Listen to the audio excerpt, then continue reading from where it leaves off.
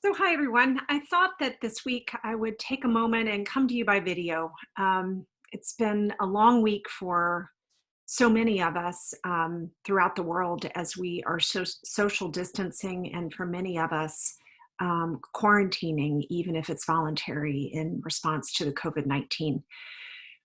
There is no way this isn't causing us stress and anxiety, even for those of us who manage stress and anxiety pretty well. It's pretty hard to be facing what most of us have had to face in the last week and not be vulnerable to the effects of stress and anxiety.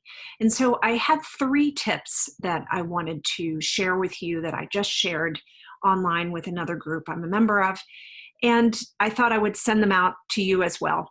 And they are these. First, remember that anxiety is a normal emotion. So is stress, and there's no way that we can be living through COVID-19 without feeling both stress and anxiety. So remember that it is normal that you're feeling anxiety, and and to remember not to fight it. Normalize your anxiety and don't be surprised that you're feeling less like yourself. You might be tired, you might be have trouble concentrating, you might find yourself more irritable, you might find yourself more emotional, you might find yourself having trouble sleeping, you might be waking up panicking about things. Believe it or not, all of this is 100% normal when it comes to anxiety, and certainly when it comes to anxiety about a pandemic that impacts all of us. How could we not be worried about our safety or the health of those that we love? And how could we not feel the stress of changing our routines and changing our lives, um, and just adjusting to this process that could be with us for a while as we fight this disease? Well, as we fight this virus, I should say. The second thing to know is that you are growing your capacity. And in growing your capacity, you are more limited than you might want to be. Again, I mentioned don't be surprised if you feel a little overloaded, or if you notice that you feel more saturated or more tired. This means that you're stretching. All of those micro choices, all of the extra effort, even if you're not leaving your house and you're doing everything virtually, few of us really know fully how to do that. Or even those of us who work from home have had to make adjustments as other people in our families work from home, or as people that we work with are at home. So we all are feeling the impact of changing our work routines and also changing our our daily routines for most of us. So all of those changes are costing you energy and are costing you glucose actually in your brain in terms of making decisions. Sort of like going to the gym and having a really hard workout. You know, you are building strength ultimately, but after that workout, you're tired and you might even be sore, which means you might not be able to do the things that you normally do. It might feel a little hard to walk or to get up and down from a chair. That's exactly the kind of feeling that people are having now that I'm working with and talking to a week or 10 days into this process. They've done what they need to do. They're still doing it, but they're tired. So this is you building a new muscle. And then the third thing is recognizing that the goal actually is not to stop your anxiety. It certainly is to stop the virus as much as possible, but that's not going to happen in the short term. So the goal really is that we're growing capacity.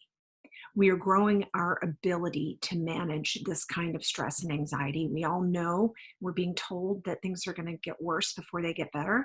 And so recognize that as you are managing your anxiety and as you are working through your stress, that you are growing your capacity that you're going to need, just like going to the gym again. So you might be sore, but your muscles are actually going to grow back stronger, and you need to keep going back to the gym. So how do we build capacity? There are a few really core things, and I reference those in my newsletter last time, and I'm going to reference them probably again. So you'll keep seeing them, but they're the basics of self-care.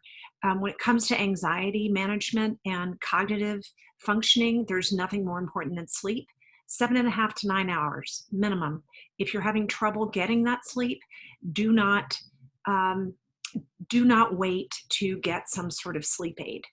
Most of us can access our doctors virtually, or we find access to sleep aids if you are having trouble sleeping, because sleep, even if it's aided, is hugely important when it comes to managing stress and the cognitive load. Second thing is exercise. Making sure that you move your body, and exercise every day is going to help you build your cognitive functioning and keep yourself strong, and also keep your immune system strong. So you might not be able to leave your house. You might be in a community where you're sheltering in place. Then you're going to have to be more creative about moving your body. Find an online exercise class if that's what you like to do, or do some calisthenics, or safe moving, jumping in place, walking in place, whatever it is that you need to do. Set a timer, get your heart rate up, and move. It will be really helpful for you. And then the last two things, well, there are three really, are your nutrition. That rounds out the triad of self-care, which is sleep, exercise, and nutrition, and making sure that you're eating whole foods, and as much as possible that you're keeping a healthy diet. That's going to keep your mind working optimally and keep your energy level up and keep your immune system up. And then you want to maintain your social connections in a way that makes sense to you. So if you are an introvert, you probably don't need loads and loads of digital social connection, but you do need some.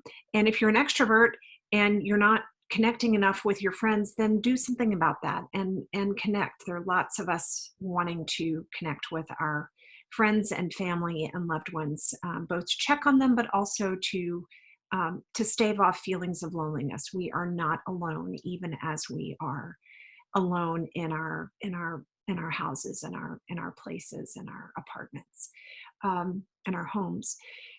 The final thing is, as much as you can, know that it's normal to be frightened, and it's normal to feel negative. But the most empowering thing that we can do in terms of negativity is to turn it on its head and find the silver linings. What are the silver linings? What's good? What are you grateful for? Where is the hope? Where is the optimism? What are some good stories that you've heard today? As Fred Rogers used to say, where are the helpers, and who are they, and how are you feeling inspired by the helpers? This is the kind of thing that can help keep your attitude as positive as possible and your mindset as positive as possible.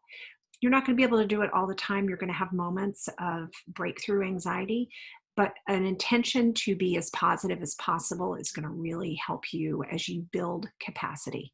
So again, our three things are: there is nothing wrong with you if you are anxious or stressed. Recognize its impact on you. You might be feeling it much more than you're used to, and so that might be surprising you, but there's no reason to worry. Two, you are building capacity, and some of how you know that is that you're noticing a lack of capacity. You're sore in the metaphor. You're not at your best. You're more tired. You're more worn down. You're not concentrating as much as you usually do. You're just noticing that you're not your tippy top self. Of course you're not, because you've spent a lot of energy every day managing the change that's on you and that we all are having to navigate. And third is recognize that you are building capacity for the long haul, and to really prioritize the things that support you and your cognitive and emotional health. To say nothing of your immune system and your physical health. Things like sleep, exercise, nutrition, socializing in a way that makes sense to you, and keeping a positive mindset, finding gratitude wherever you can. These are the things that science tells us keep us the strongest when it comes to cognitive and emotional resiliency. So I remind you of those, and I wish you well and calm and perspective as we all are in this together. Take care.